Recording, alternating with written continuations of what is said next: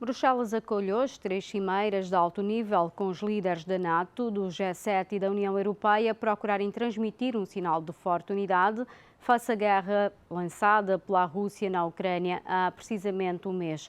O jornalista da DW, emissora internacional da Alemanha, acompanha a situação. Brahim Adaram, boa tarde. O que está a ser discutido hoje em Bruxelas?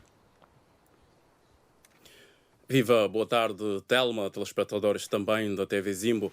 Exatamente um mês após o início da invasão da Ucrânia, uma maratona diplomática sem precedentes espera Joe Biden, presidente dos Estados Unidos da América, e os seus parceiros.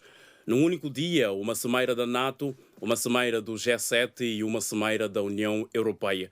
Todos os cenários estão em cima da mesa. O dia começa com a reunião extraordinária de líderes da Aliança Atlântica, durante a qual os aliados deverão aprovar o aumento de forças no leste da Europa, designadamente através do empenhamento de 4 novos grupos de combate para a Bulgária, Hungria, Roménia e a Eslováquia.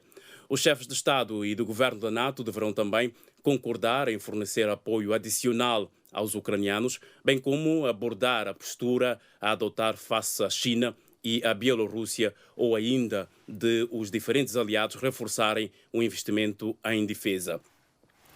A NATO convidou o presidente da Ucrânia, Volodymyr Zelensky, a discursar através de videoconferência na cimeira da Aliança. A seguir, terá lugar uma reunião do grupo dos 7 países mais industrializados do mundo, G7, durante a qual deverão ser discutidas sanções adicionais e outras medidas contra a Rússia. Segue-se depois o Conselho Europeu, marcado pela histórica presença do presidente dos Estados Unidos da América, Joe Biden. Mas, Telma, deixa dizer esta nota.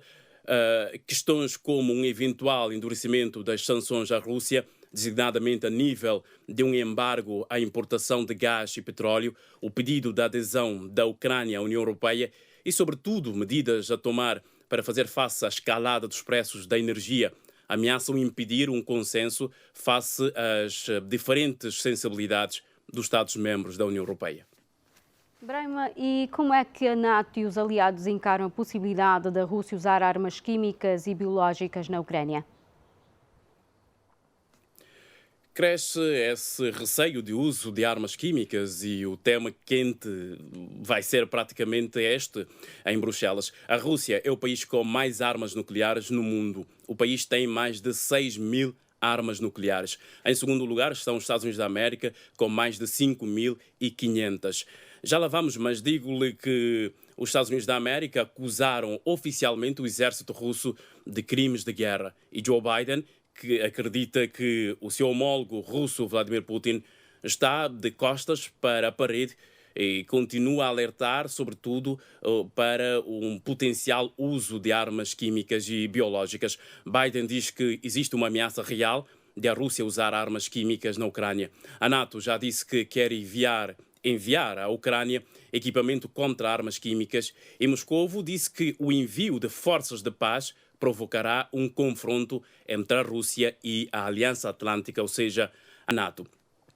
Perante estas ameaças, o secretário-geral da NATO afirmou esperar que os líderes da aliança aprovem, nesta cimeira a decorrer em Bruxelas, grandes aumentos de forças no leste da Europa, com o envio de 4 grupos, como já tínhamos dito aqui. A Rússia respondeu com o envio do seu arsenal nuclear permite destruir qualquer agressor em poucos minutos, a qualquer distância. A Agência Espacial Russa destacou que a capacidade nuclear da Rússia, que inclui armas nucleares, táticas e mísseis balísticos intercontinentais, podem atingir qualquer país no mundo. Brahma, e tal como referimos há pouco, a guerra na Ucrânia faz hoje um mês. Que balanço se faz desta invasão russa? Os mais recentes dados das Nações Unidas indicam que a ofensiva militar na Ucrânia já provocou a fuga de mais de 10 milhões de pessoas, entre as quais 3,60 milhões para os países vizinhos. Segundo a ONU, cerca de 13 milhões de pessoas necessitam de assistência humanitária na Ucrânia. O presidente da Ucrânia, Volodymyr Zelensky, que nos últimos 30 dias se tornou um símbolo da resistência democrática na Europa, reforça diariamente o apelo a todas as nações para que apoiem o país a pôr fim à invasão russa. Devido às sanções impostas, Vladimir Putin anunciou ontem que a Rússia também cobrará o gás com a moeda nacional. Ou seja, agora todos os contratos com países estrangeiros vão ser exclusivamente em rublos, a moeda local. Brahma, e qual o real impacto da guerra na Europa e na economia mundial nesta altura?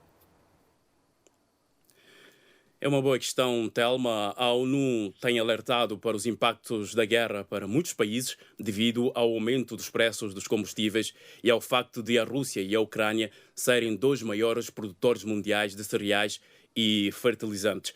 Isto numa altura em que muitos países em desenvolvimento já estavam a lutar para recuperar do impacto econômico da pandemia de Covid-19 e agora enfrentam uma subida em flecha das faturas de alimentos, energia e fertilizantes.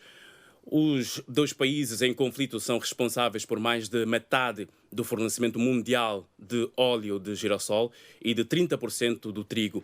De acordo com a ONU, só a Ucrânia produzia, até agora, mais de metade do trigo utilizado pelo Programa Alimentar Mundial, PAM, a Agência das Nações Unidas que apoia os países na luta contra a fome. Além disso, existem 45 países que importam pelo menos um terço do seu trigo da Ucrânia ou da Rússia e outros 18 países compram pelo menos metade do que consomem, incluindo Egito, República Democrática do Congo, Líbano, Síria, Somália, Sudão e Iêmen. Por isso, a minha última nota, o chefe de Estado senegalês, tal como ouvimos, e presidente da União Africana, Macky Sall, pediu na terça-feira ajuda aos parceiros internacionais, incluindo o Banco Mundial, para ajudar o continente africano a lidar com as consequências da guerra na Ucrânia. Brahim Madaram, muito obrigada por estes esclarecimentos e até a próxima. Boa tarde. Boa tarde, obrigado, Telma.